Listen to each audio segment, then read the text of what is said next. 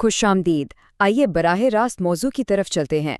आज के इस जायजे में हम बात करने वाले हैं NF TradeX की। ये बुनियादी तौर पर BNB नेटवर्क पर बना एक डिसेंट्रलाइज्ड NFT मार्केटप्लेस है। तो आइए मिलकर इस पूरे इकोसिस्टम की तहों को खोलते हैं और देखते हैं कि इनके पेश करदे रियाजियाती मॉडल और दावों में आखिर क्या कुछ छुपा है। इस पूरे निज़ाम को आसानी से समझने के लिए हमने इसे 5 हिस्सों में बांटा है। पहले हम NF TradeX का तारुफ देखेंगे, फिर उसके जॉइनिंग और सब्सक्रिप्शन के दर्जात, इसके बाद उनका मैट्रिक्स अर्निंग सिस्टम, फिर NFT ट्रेडिंग और आखिरी में इसकी टोकन इकोनॉमी का जायजा लेंगे। तो चलिए सबसे पहले हिस्से से शुरुआत करते हैं, यानी NF TradeX का तारुफ। आखिर ये प्लेटफॉर्म किन बुनियादों पर खड़ा है? इस प्लेटफॉर्म की शिनाख्त उनका ये मखसूस हैमस्टर मैस्कॉट है। अगर इनके मिशन की बात की जाए तो उनकी टीम का एक बहुत बड़ा दावा ये है कि वो स्मार्ट कॉन्ट्रैक्ट्स का इस्तेमाल करते हुए कंट्रोल और वैल्यू वापस कम्युनिटी को देना चाहते हैं।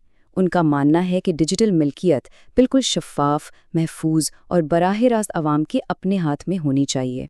रियाजी और आदाद और शुमार की गहराई में जाने से पहले ज़रा जल्दी से ये वाजे कर लें कि इस प्लेटफॉर्म के हिसाब से NFT से असल में क्या मुराद है। एक NFT यानी नॉन फंजिबल टोकन बुनियादी तौर पर एक बिल्कुल मुनफरिद डिजिटल असासा है। इस पर ब्लॉकचेन की मदद से एक डिजिटल सिग्नेचर मौजूद होता है, बिल्कुल किसी नायाब डिजिटल कलेक्टिबल की तरह, जिसकी कोई हूबहू दूसरी कॉपी नहीं हो सकती। अब ज़रा इन बुनियादी सतूनों पर बात करते हैं जिन पर यह मार्केटप्लेस खड़ा है। ये 100% डिसेंट्रलाइज्ड होने का दावा करते हैं। हर लेन देन ऑटोमेटेड स्मार्ट कॉन्ट्रैक्ट्स के जरिए होता है। OP/BNB चेन के इस्तेमाल की वजह से फीस काफ़ी कम बताई गई है। इसके अलावा यहाँ नए असासे मिंट करने का अमल काफ़ी आसान है और तख्लीककारों के लिए हर बार असासा बिकने पर रॉयल्टी का भी एक निज़ाम मौजूद है।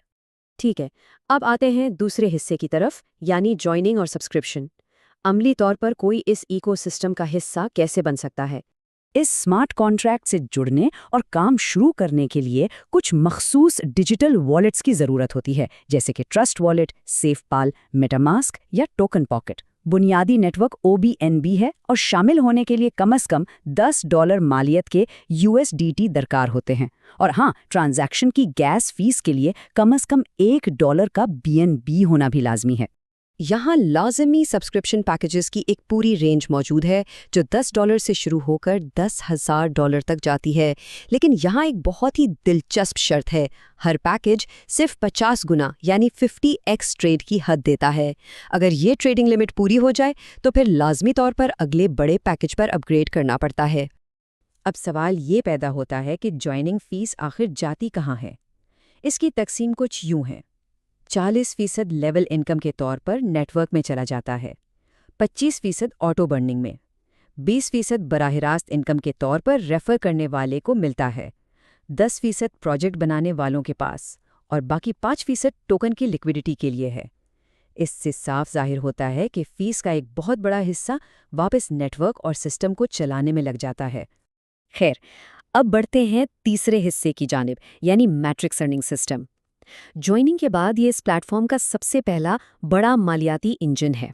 इनका रेफरल ट्री एक 2x20 मैट्रिक्स डिज़ाइन पर काम करता है। इसका मतलब ये है कि हर शरीक का नेटवर्क नीचे की तरफ बेस लेवल्स तक बनता है। एक शख्स के नीचे 2 लोग, फिर उन 2 के नीचे मज़ीद 4, और ये सिलसिला बिल्कुल इसी तरह ज़रब खाता हुआ नीचे की तरफ बढ़ता जाता है।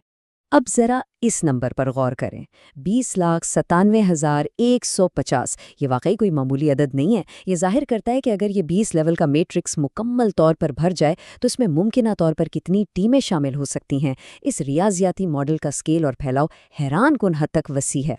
इस वसी स्केल को जहन में रखते हुए प्लेटफॉर्म ने जो आमदनी की कैलकुलेशंस पेश की हैं वो काफ़ी बड़ी हैं। अगर वो 2 मिलियन टीमें मुकम्मल हो जाएं और हर लेवल पर 2% तकसीम हो तो $10 वाले पैकेज पर $4 लाख से ज़्यादा और $10,000 वाले पैकेज पर तकरीबन $419 मिलियन तक का नज़रियाती तखमीना दिखाया गया है। जाहिर है ये आदातो शुमार मुकम्मल तौर पर उनके अपने रियाजियाती मॉडल की अक्कासी करते हैं। इसके बाद चौथा हिस्सा आता है NFT की ट्रेडिंग और उसकी कीमत। अब हम नेटवर्क से हटकर बराह रास्त डिजिटल असासों के ट्रेडिंग इंजन को देखते हैं। इस प्लेटफॉर्म का एक बहुत ही ख़ास एल्गोरिथम है जिसे 10% एप्रिसिएशन साइकिल कहा गया है। ہوتا یہ ہے کہ اگر کوئی $10 کا NFT خریدتا ہے تو اگلا خریدار اسے لازمی طور پر 10% مہنگا یعنی $11 میں خریدے گا، اور یہ سائیکل یوں ہی چلتا رہتا ہے۔ ان کا دعویٰ یہ ہے کہ ہر ٹریڈ کے ساتھ اس اثاثے کی قیمت الگورتھم کے ذریعے خود بخود بڑھتی رہتی ہے۔ لیکن رکیے، ٹریڈنگ سے جو یہ 10% منافع بنتا ہے، کیا وہ سارا مالک کو ملتا ہے؟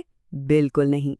اس میں سے 35% حصہ سیدھا برن والیٹ میں جاتا ہے، 30% اثاثے کے مالک کو ملتا ہے، 20% لیول انکم میں، 10% تخلیق کار کو اور 5% لیکوئڈٹی میں چلا جاتا ہے۔ تو یاد رکھنے والی بات یہ ہے کہ منافع کا ایک بڑا حصہ براہ راست مالک کے بجائے واپس سسٹم اور برن والیٹ میں چلا جاتا ہے۔